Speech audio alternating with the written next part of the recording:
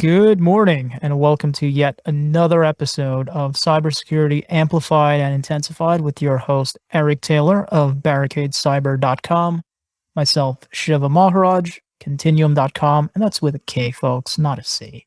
What's up, Eric? I know our phones and devices were going off like crazy all weekend with listeners asking for one thing to be discussed in particular. A couple others, but specifically one.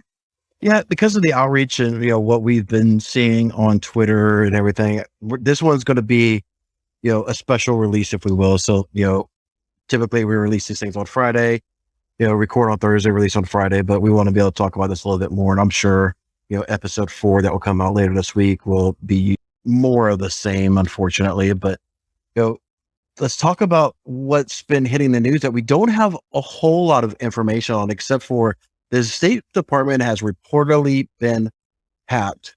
There's a couple of things that we've seen that I've noticed on this, and I'm going to lob a question over to you, see if you got it, because I've been doing some digging over the weekend. I haven't been able to get a whole lot of information, except for only the information was released to a Fox reporter. Not to get political, but it's got to be true if it's Fox. That's right. Orange Man bad.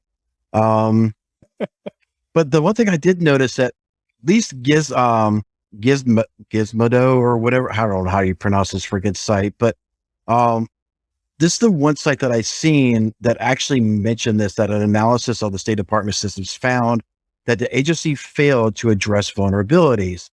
We'll start talking about CMMC and this 800.171 and stuff like that, because, what the hell? 10 systems were found to contain 450 critical risks and 836 high risk outstanding vulnerabilities. 736. Yeah, 736. Thank you. So that really raises the questions to you that maybe you have an answer to, Shivas. What exactly was hacked? Because I haven't been able to find no answers to anything. I'm just an idiot. Don't mind me. I just give good advice that no one wants to listen to because it's too hard. So last month or the month before, I think it was maybe the Office of the Inspector General or one of those guys did a test of federal agencies and found that most of them were severely deficient in terms of controls and security. And I think that's what that part of the article is speaking to, because God forbid anyone actually report on factual stuff as opposed to taking, their 2 cents like what we do. Because I think we're the only ones that should give our 2 cents, but hey, whatever. Now, I read one article that this hack happened last month, as in July, not in August. And it was only recently that it was disclosed to the public. And I believe based on the severity of this attack, Congress has to be notified within 7 days, which I think puts us around the 28th, maybe, because this was dropped on the 21st or shortly after. But this underscores an issue where we don't have transparency.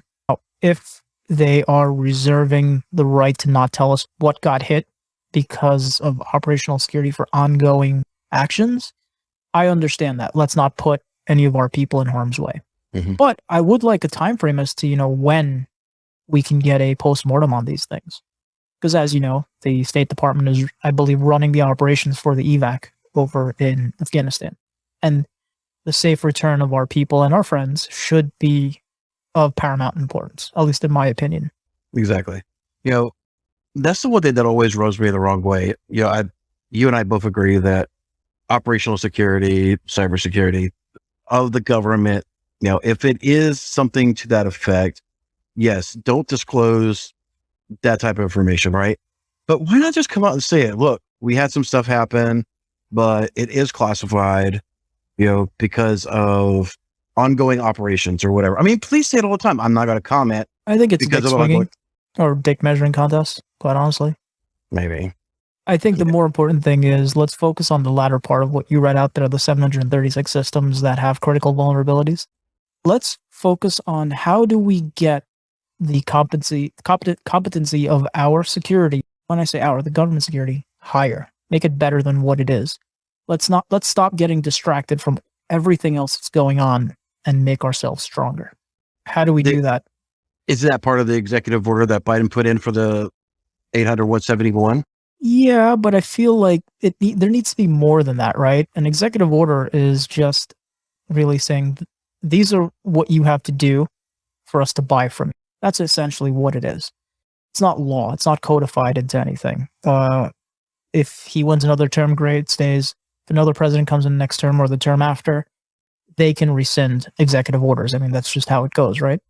So, what can we do to bring up our state of security? And that's where I liked CMMC.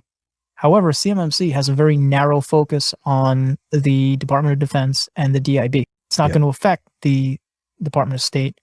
We mentioned last week that Department of Homeland Security wants to mirror something like the CMMC for perhaps the civilian side of the government.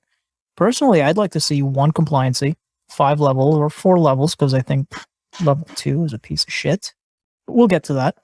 I'd like to see that one standard, and then you have the military auditing for the DIB and the DoD, and then maybe you have a civilian arm, whether it's CISA or maybe the FBI doing the auditing for the civilian side of the CMMC. That's possible. I mean, because CMMC definitely is for, the classification of information, right? So if you're dealing with CUI, then I'm really torn. We need to do something, right? And take the cost of compliancy and going through the auditing out of the picture. I think we should have something going on, right? So, all these different NIST frameworks and ISOs and this and that and everything else, it muddies the water way too much, in my opinion, where it needs to be simplified, whether you take CMMC and take the CUI out of it that would apply to the government entities, and make everybody adhere to that. Maybe, CMMC version 2.A, or I don't know, but something, right? Go ahead. I'm all for coming together for compliancy, and I'm all for, a lot of the aspects of CMMC. I really hate the politics around Lee and the scandals that are going on with the leader of the CMMC, or the lady who was running it, plus, one of the C3PAs that was auditing and just all the crap. But I mean, they got approved on July 23rd, right? Yeah. So no matter what they did, they're A-okay to go because it's pay to play, right? Let's be honest. That's what compliancy is. And the only people that benefit from compliancy are those doing the audits. Yeah. The users of compliancy, no, not really. So we need to stop it from being a profit center for people and let it be a patriotic center. That's why I say buy the DoD for the DoD. Yeah. I know that's not a popular sentiment because a lot of people are going to lose money, but what else is there? You're going to bring in third parties that you cannot control, you have no jurisdiction over because they are civilian, you are military. Yeah, if you want access into our network, we must do the audit. I totally agree. The DoD. I heard a rumor that there are certain thought leaders in our industry who are looking for a level 2 to be the baseline for IT providers of CMMC. How do you feel about that? And then I will be happy to tell you how I feel about it. Yeah, this goes back to what I was saying. I think there needs to be something, taking the CUI out of it. There needs to be something. I don't know, man. It's, because we're getting approached by MSPs and, IT evangelists and technologists and all that. It's like, we want to do something. So, we'll take a look at maybe just doing the SANS top 20 and, then migrating them over to CMMC after they get a taste of the compliancy aspect. But, I know that like I said, CMMC has some of its flaws and its holes and things of that nature, but at some point, something has got to be better than nothing when it comes to self-attestation bullshit. I don't disagree because we all know how much I dislike self-attestation. I think it's a waste of time. I think it should be a prequel to get you to a real audit. But correct me if I'm wrong here, CMMC level 2 does not deal with logging. That kicks in at level 3. That's correct. It does not deal with logging. You're IR all day, every day. What can you do for IR? Or how limited are you in IR if you do not have logs to go back through? If we don't have logs, we're just dead in the water. That's all there is to it. It's basically a nuke and pave, right? Or because you don't know what the vector was. You don't know how long they're in there. And that's hard to determine even if you have the logs. So yes, there's a lot of times when we get brought into IR and insurance companies are involved, they want to know can we prove data exfiltration? And when logs are purged, we're like, we have to assume data exfiltration because we can't prove that it hasn't. Well, if logs were purged, that's affecting data. So I would call that a breach. Now, to me, a breach is unauthorized access. It's not proof of exfiltrated data. I think you need to assume the data was taken and work under that premise. Yeah.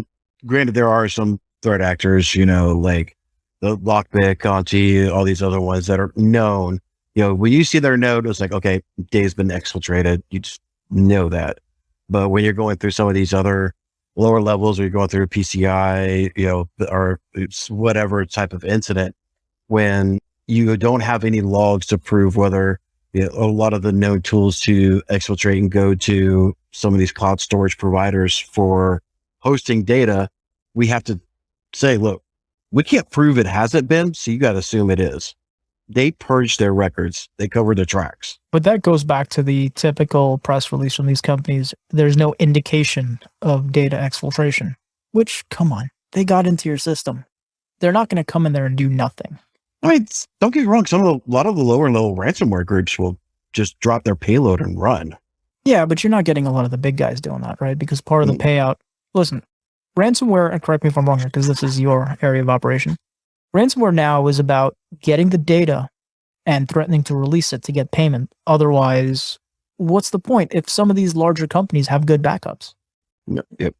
Right? So exactly. The data is what's valuable. It is, but there's still a lot of, quote unquote, fly by night ransomware operators that, again, that would never happen. No, because no industry has any fly-by-night industries that are not ours. Yeah. Everyone in our industry is tip of the spear, especially those calling for a baseline minimum of CMMC level 2. So what would you say that a baseline should be for IT providers, MSPs, technologicalists, whatever you want to call them this week? I think you should have 3 levels. If you take level 1 of CMMC, you take level 3 and level 5. Before this call, you said, level 2 is just the jump from 1 to 3. Level 4 is just the jump from 3 to 5. Level 1 are the pizza techs, trunk slammers, idiots who are just getting into the industry. Give them somewhere to start, okay? Let them work towards 3. That's where they should be within 2 years. If they're not there within 2 years, then leave them at a level 1 for another 2 years. Make them pay their dues and rate their insurance risk based on their CMMC level. And then for a fully mature shop, maybe a level 5. Get rid of level 2 and level 4. Fold level 4 into level 5 because you're going to have it there anyway. Just do a 1 and 2, and then for the public sector, and no, do a 1, 3, and 5. Like get rid of 2 and 4. Yeah, what's level 2 doing more than level 1? I think it's introducing a lot of the report generating, making sure you have your policies and procedures documented before going into I love that. So let's say you leave 2 in to give you that step. So you spend your first year at getting level 1. You spend your second year getting level 2. And at the end of your second year, you should be a level 3. And if you're not, you got to wait another 2 years for the go around. Put that time penalty on there. Yeah. And then after 3, it's self-selection for level 5. But again, each step has to be audited, and you should be audited by a different agency. And I think you should be audited every year. Yeah. What would you say to some of the pushback that I've been seeing? I even agree with a lot of it is, the 100, 150 or even higher price point of the auditing process for CMMC levels. Those are DIB prices, as far as I know, or as far as they should be, because this is not a civilian-based competency. There's got to be a barrier to entry for people to do this, right? Our vendors aren't helping by giving us a $50 minimum to get into things. And, that's Datto. I'll say that openly. Spend $50 there. You too can be an MSP, and you too can be all you can be. There's got to be teeth in the game. There was a time to open a business, you had to scrape together funding. You couldn't just fly by the seat of your pants, because when you're flying by the seat of your pants, you are putting people at risk. There's no SOPs, there's no TTPs there. Yep. So what would you, I guess, transition into the whole next thing? Have you been looking at this whole Virginia Defense Force garbage that's been going on? Yeah, I have. Well, you and I, we were trying to get one of their people onto the podcast. They politely declined, probably because they don't want to be tracked down and ended in whatever legal way they would. But we follow, these guys on Twitter, and they've been threatening to release the VDF, Virginia Defense Force, data for almost 2 months now. And it looks like they finally did. But what's more interesting is the fact that their leak site is being DDoSed. Now, I'm of two minds here. Cybercom is basically saying, fuck you, we're going to mess with you.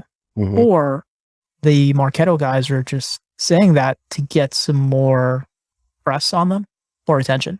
Yeah. So, I mean, Marketo, we have, like you said, we've had several discussions publicly, about them coming on and stuff like that. But when that's like standing out of the street side of the street, and be like, hey, we'll sell you drugs. Stop, just pull over.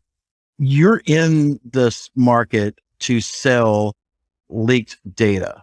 Now, from my understanding, what Marketo is doing is they're going to the ransomware folks when a company has not paid and they're going to sell the data. They are in the bidding process from Conti, LeakBit, all these other companies to acquire that data. And then they're just becoming the middleman broker of that data from the ransomware group. So however they really get the data, I guess, is really irrelevant. But the fact that they are selling and advertising leaked data is going to put themselves, a big bullseye on their back. I mean, how's it not going to do that? I don't think they care. And I think OPSEC-wise for the ransomware groups, it's really good because now you're putting a cutout between the ransomware group and the victims or law enforcement, right? How many times in the last few months we've seen public data sites go down after major? It was DarkSide, Revel, all these guys. So now if they're outsourcing the leak to a third party, that's one less public-facing gateway that could be a vector of attack for them. Yeah, and just to be fair, Marketo is not the only people in the game. There's, at least that I know of, there's like 6 or 7 different other companies like them. But I think there are 4 people in the game: China, Russia, Iran, North Korea. Okay, and I think depending on who they want to be that day, those are the TTPs and software they use. This is true. Yeah, we always keep making a joke. They're just changing their cubicles this week. I think that's what it is. These guys rebrand not more than I changed my door, but pretty damn close. Yeah. So it's going to be interesting to see how all this really pans out, especially the State Department, if we're going to see any more information this week or not. I'm going to be keeping a close eye on it. So hopefully things will. I really want to know what systems were accessed. You don't want to say what kind of data. I mean, once we know the type of system, you could probably figure out the data. Yeah. But more importantly, I'd like to know how long it took them to figure out there was a breach or an incident in progress. Exactly. Yeah, was Congress notified about it beforehand, like they're supposed to? That 7-day rule depends on how that internal agency rates the breach, if I read that correctly. So if it was a medium to moderate, I don't think they have that time limit to report it to Congress.